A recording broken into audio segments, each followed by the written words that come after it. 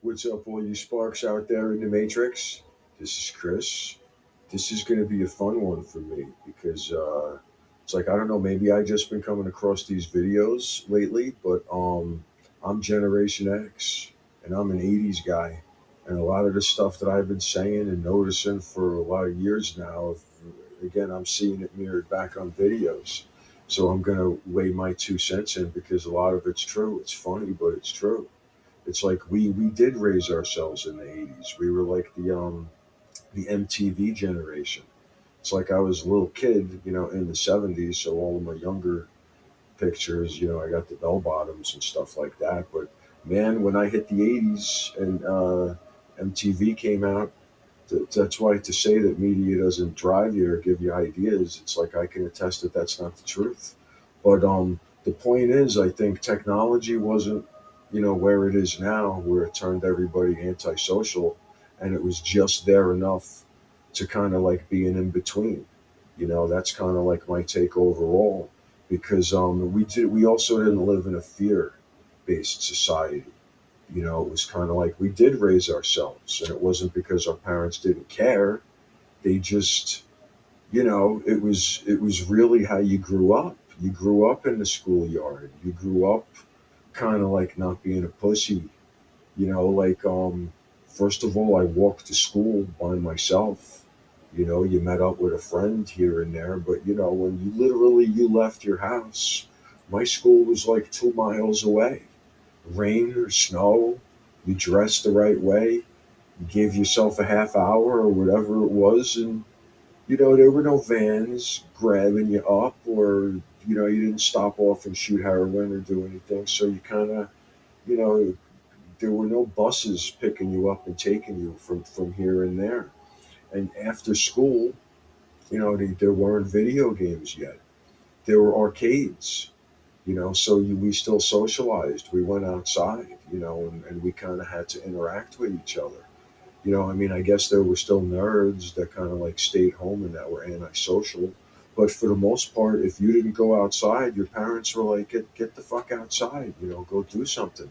And they didn't have to tell most of us to have to do that. So depending on what age you were, it didn't matter. You either got in your car or you got on your bike and you met up with your friends, and we used to take our mitt, and our football, and go meet up. And your kind of kids in your neighborhood were the kids that you played with, obviously. And so the age ranges varied. But when I went to the park, you never knew who was going to be there.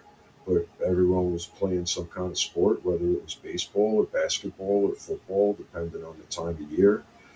You pretty much stayed out until like I hear, like it's been said, until the street lights came on, and everything in between was just you having fun, or you just living life. And again, you kind of growing up to a certain degree, because there were fights, but you know what? There weren't racial fights. There nobody was asking about each other's income or what their parents did or anything. Um, and actually, there was a respect for the older kids. If you rode your bikes past a bunch of, guys, older guys or whatever, you kind of went like this. And, you kind of went like that. And, if they let you pass, they let you pass. But if they didn't, you stood there and you dealt with it. And usually they only fucked with you if you were a little wise ass. And so you could get smacked around, you could get beat up, and that was it. It was like you learned a lesson. And so it was a good thing. It was a good thing for when you got older that a lot of these things were happening. So anyway, and then when you went home, that was it. It's like I remember coming home and I had a black eye, and all my father asked was, "Well, did you ask for it?" It's like he kind of like asked about it, and then just kind of like laughed. It's like, all right, it's like he wasn't like, "Oh, who hit you? Let's go and deal with this and find out." It was like, no, it's like you got a black eye. You just dealt with it. It was like even as a kid, you rubbed dirt in it and then you moved on. Like I remember there was this one 4th of July. We played with fireworks. We had a bunch of fireworks, and a lot of the stuff was for the nighttime. But one of the things that we did back in the day was apparently if you just take a little firecracker and you take a can, like a can of soda, a can of Coke, empty it out, and then you cut it around the middle, turn it upside down, and kind of put the top over that part. And if you have it on a flat, hard surface and you light a firework underneath it, the pressure that built up under that thing, man, it sent that fucking thing to literally about like 3 stories, 4 stories up, if you got that. And again, we were kids. We shouldn't have been playing with this stuff, but we did. And so what happened on this 4th of July is that apparently I got a little too close. I still remember my grandma was on one of the back porches, looking at us because we were all, all of the kids were just, horsing around. And I remember leaning over and I had a short fuse, and all I remember was boom, and this fucking thing came up and it hit me right in the square in the face. And I still got the scar to this day. It broke my nose. And that was it. That was the end of my 4th of July. I wound up having to go to the hospital and they stitched my nose, and I wound up having to get my nose rebroken because it didn't set the right way. But anyway, that was, and guess what? I never did that again. But, so you learn things the hard way. But, today, parents would let kids do shit like that. And it's a shame because, I mean, we used to build forts. We used to climb trees. We used to jump our bikes over shit that, you just shouldn't be doing. And, sometimes we broke wrists. I mean, even a slip and slide. I mean, you know how much velocity you get on these slip and slides when you take a run and start? I mean, again, you kind of learn things the hard way.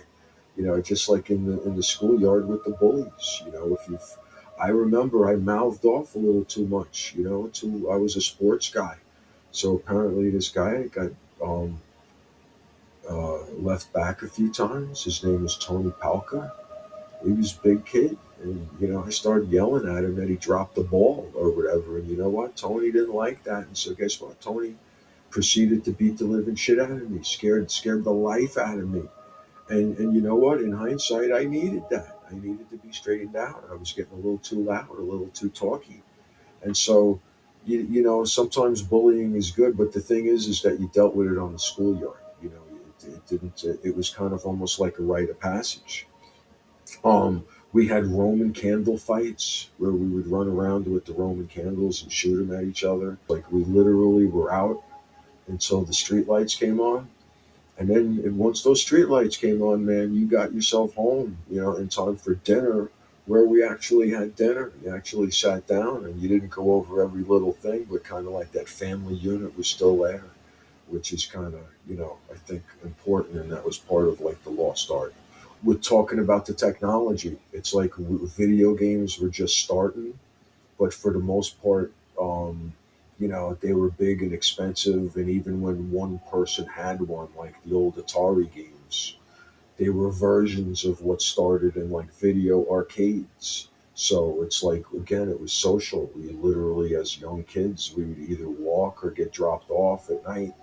And usually the arcades were connected to movie theaters, roller rinks, which I didn't really get into. I think that was more of a southern type of thing. But the thing is that it kept us socializing with each other. And then when you got into the dating ages, again, you had phones. You got a girl's phone number, and you had to call them up. And there was one phone in the house. So usually, very respectfully, you got the father picking up. And you were kind of like scared a little bit to death. It's like Susie, and then she'd have to come out into the living room, and usually you had that long cord. Eventually you got a phone in the room. Um, but basically, you had to make a date and you had to work for it. And so believe me, we still hooked up and we still had sex and everything, but there weren't these body counts. There was a lot more respectability that was going on. And like even as guys, of course, we wanted to have sex with as many women as possible, and we kind of bragged about it.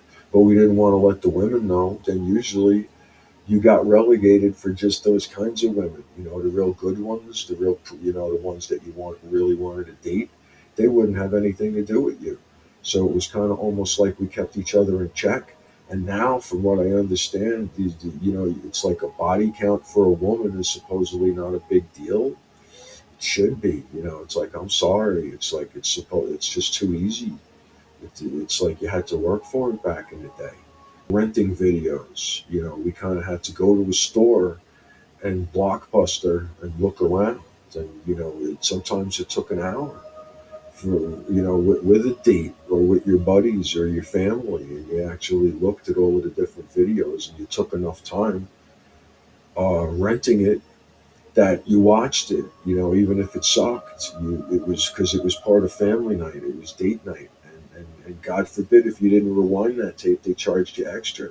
So you even had to rewind them. So, anyway, I think that kind of just lends a little bit more towards the short attention span that everybody has today. It's like you flip through 1,000 options. How many times do you just watch 2 or 3 minutes into it and then you get bored and you change it and you just don't want to bother with it? It's like, because that's why YouTube videos, if they go over a certain amount of time, you lose people. And then that's sadly why TikTok, I mean, it's under 30 seconds with the videos. It's again, so that's what I'm saying. Technology is not a good thing, having everything right in front of you. So maybe part of this 80s Generation X revitalization is kind of, pushing people a little bit back to ask questions. Well, why was it such a fun generation? And then forget about it. Then you get into the music, which kind of poured in from the 70s into the 80s. Still the best music that's out there. I'm sorry. I think a lot of the Generation Z and Generation, whatever's before us, the millennials, they'll agree with you. Watching all of these Discover videos and watching these videos, it's like, yeah, not only was the music better, but it was more positive. It was happier. And I think that that's also a part of why the 80s was more fun, because listen, we had nuclear war looming ahead of us. Challenger, right? When Challenger blew up on TV and all of those people died, literally the teacher just went back, I remember, and kept teaching class. And it was in '86, right, when the Challenger blew up. I think literally we're known as the tougher generation because no, again, we didn't have participation trophies. I didn't want one. I wouldn't want one for just showing up.